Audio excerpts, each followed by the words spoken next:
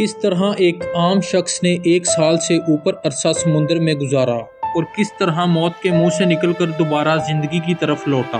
Welcome to factory. दोस्तों, Pacific Ocean हमारी सोच से भी ज़्यादा बड़ा है। दुनिया में टोटल 5 ओशंस पाए जाते हैं। इन सब में से बड़ा पैसिफिक ओशन कहलाता है।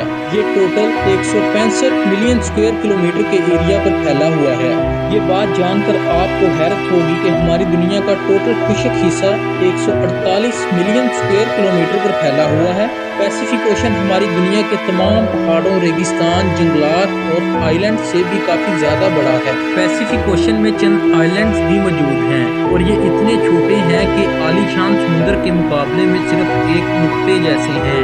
ये वो आइलैंड्स हैं जिनमें ज़्यादातर पर किसी इंसान ने आज तक कदम नहीं रखा। पैसिफिक ओशन में अगर कोई गुम हो जाए तो इसको ढूंढना मुश्किल ही नहीं नामुमकिन है। आज आपको एक ऐसे इंसान की रियल स्टोरी बताने जा रहा हूँ जो कि एक छोटी सी बोट पर पैसिफिक ओशन में गुम हो गया था और ये 10 या 15 दिन तक नहीं बल्कि पूरे 438 दिन तक समुद्र में रहा।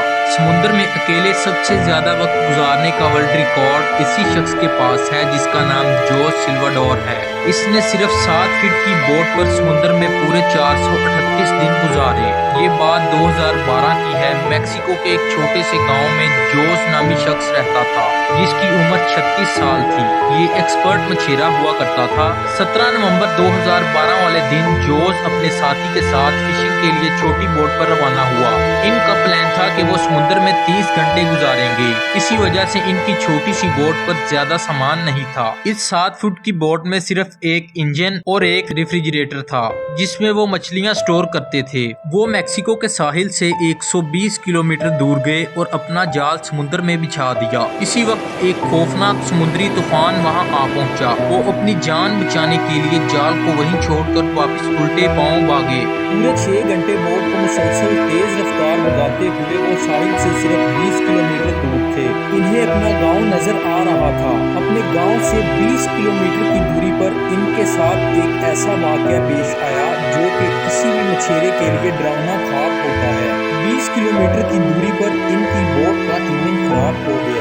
इनके पास कोई चंपू भी नहीं थे लेकिन इनके पास एक रेडियो था जिसकी मदद से इन्होंने अपने बॉस को अपनी लोकेशन भेजी और उसके जवाब का इंतजार करने लगे। बॉस के जवाब का इंतजार करते हुए इनके रेडियो की बैटरी भी जवाब दे गई। तेज हवाओं ने इनको दोबारा समुद्र की तरफ धकेलना शुरू कर दिया था। जो साहिल इनको नजर आ रहा था वो आहिस्ता आहिस्ता दूर होता गया। इनके बॉस ने इनको ढूंढने के लिए एक टीम तश्कील दी और इन्हें पैसिफिक ओशन में ढूंढना शुरू कर दिया गया। इस हादसे को अभी 5 दिन ही गुजरे थे कि हवाओं ने जोस की बोट को 450 किलोमीटर दूर धकेल दिया था।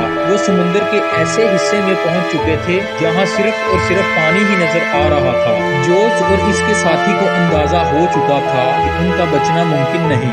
जो खाना पीना वो साथ लाए थे पहले ही खत्म कर चुके थे। इसलिए इन्होंने पेट भरने के लिए मछलियों को हाथ से पकड़ना शुरू कर दिया और कच्चा ही खाना शुरू कर दिया।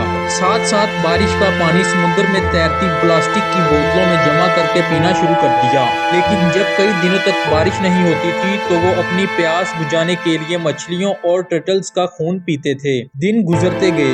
आखिरकार जोस का साथी ये टॉर्चर बर्दाश्त ना कर सका और 4 महीनों के बाद इसने सुसाइड कर लिया।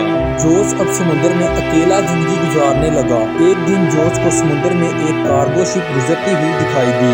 ये मंजर देखते ही इसकी जिंदा रहने की उम्मीद दोबारा जाग उठी। जोस ने शिप की तरफ हर तरह के इशारे किए लेकिन बदकिस्मती से शिप को ये छोटी बोट नजर नहीं आई। अब इसके जिंदा रहने की उम्मीदों पर एक बार फिर से पानी फिर गया था। 11 महीनों के बाद जोस अब अपनी छोटी सी बोट पर 8000 किलोमीटर का सफर तय कर चुका था। 28 जनवरी 2014 को यानी पूरे 14 महीनों के बाद आसपास पानी में जोस ने नारियल तैरते हुए देखे। वो समझ चुका था कि वो किसी आइलैंड के करीब आ चुका है और थोड़ी ही देर बाद इसको आइलैंड नजर आने लगा। इसको डर था कि ये मौका भी जाया ना हो जाए तो वो जल्दी से बोट से उतरकर तैरने लगा और आइलैंड पर पहुंच गया। अब आइलैंड पर इसको एक छोटा सा घर दिखाई दिया जिसमें वहाँ का लोकल मौजूद था। ये आइलैंड मार्शल आइलैंड का एक रिमोट आइलैंड था। یہ آئی لینڈ جوز کے سٹارٹنگ پوائنٹ سے 11,000 کلومیٹر دور تھا۔ وہاں سے جوز کو واپس اپنے گھر بھیجا گیا۔ گھر پہنچتے ہی ایک اور مصیبت نے اس کو گھیر لیا۔ جوز پر اپنے ساتھی کو مارنے کا الزام لگا کر اس پر کیس کر دیا گیا۔ اس کے بعد جوز نے ایک کتاب لکھی جس کو 438 ڈیز کے نام سے پبلش کیا گیا۔ امید کرتا ہوں فیکٹری کی یہ ویڈیو بھی آپ کو بے حد پسند آئی ہوگی۔